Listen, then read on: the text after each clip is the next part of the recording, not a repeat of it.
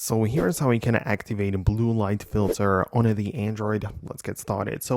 There are some options using the built-in solutions. You can explore those by going to the settings, and then you can navigate to the accessibility section where you can find what's called vision enhancements.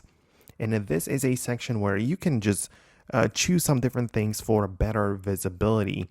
But one of them is the color filters. So you can click on that and you can enable it, right? You can turn it on like that. And then you can technically pick the red or orange color and it will filter out some of the blue lights, right?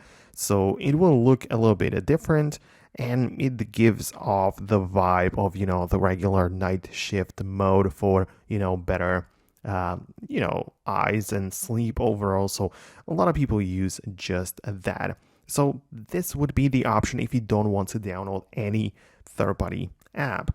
But if you do, and I would actually recommend you to get some third-party apps for it, because you can go ahead and literally just get a blue light filter app from the Google Play Store.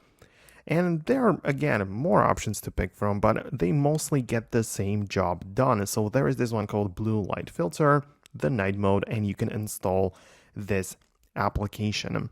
And what it's going to do is basically it will do the same thing. Like you again have to set up the filtering and everything. You need to give the app permission to access your settings and of course enable some different things.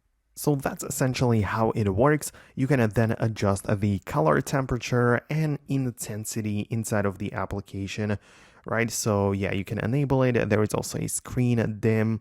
There is also the ability to turn off the notifications bar and some other options, right? So you can explore those as you are already inside of this application. So that's essentially how it works. Let me know below in the comments which option you decided to go with. Thanks a lot for watching, and I'm gonna catch you later in the next videos.